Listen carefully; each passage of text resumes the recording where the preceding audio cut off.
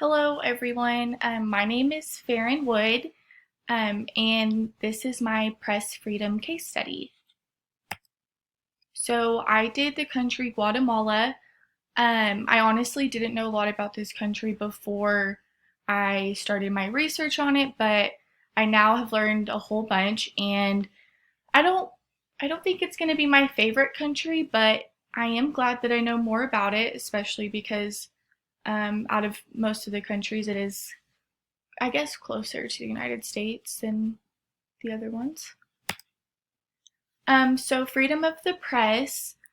The Constitution in Guatemala states that there is freedom of expression, but this excludes offensive or criminal speech. However, this right is not protected, and many journalists are threatened and sometimes harmed if they choose to write a piece that is not in the interest of the Guatemalan government. So they also have like freedom of speech, freedom of religion, and the basic freedoms that we have here in the United States, but the only difference is theirs are not protected. So if they were suppressing our freedoms, we could go and write to our congressman or any of the other things, and basically go to the Supreme Court and have our voices heard. But in Guatemala, there is no such thing. If they were to try to bring it up, it would probably just be even more suppressed, and there's risk of them being harmed in the process, as well as just they're just not supposed to say things that are bad about the government. So it's free unless it's offensive to a government official or the actual state of the country. So kind of free, but not really. The state of journalism. Journalists typically strain from posting negative stories about harsh crime, drug issues, sex trafficking, and other hot issues that make Guatemala or the officials of Guatemala look bad. This leads to the people of Guatemala not knowing what is really happening in their country. These journalists that have the crucial information cannot physically get the information out to the people. So this also affects the populations and governments of other countries because no one accurately knows what is going on in Guatemala.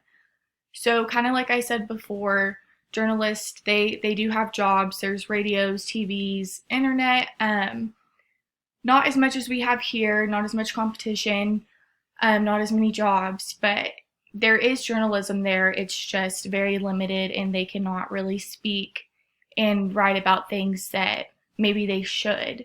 And so it's just very,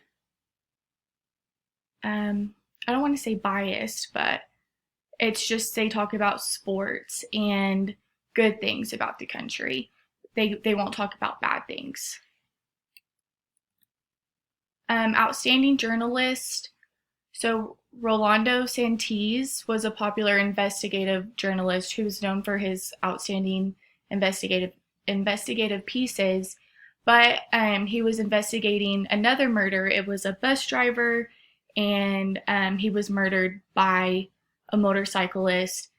And so while Rolando was actually investigating this murder, he was actually killed by a motorcyclist as well.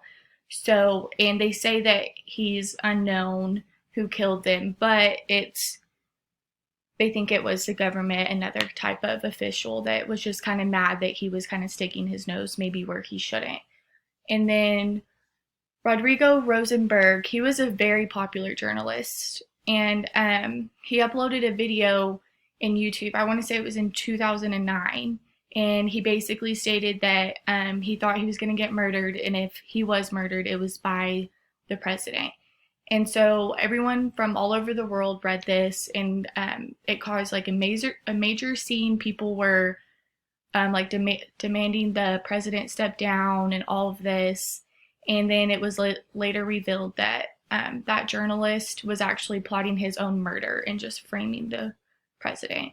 So now the president has like a super firm stance on social media. They have a bad outlook on it because of basically the scandal. And so He is popular because he was already well known before this, but this is kind of one of the leading points to why the government and everything, why they're so strict on social media today. So it's he's also, I wouldn't say he's outstanding, but he's well known. As far as like journalists that really just are well known for just their work, there's not a whole bunch of them, just because it is such a strict field in Guatemala that they can't really get their pieces out too far. And if the pieces that do, they're not very interesting because they're so limited and kind of suppressed, the censorship. So access to internet and the internet censorship.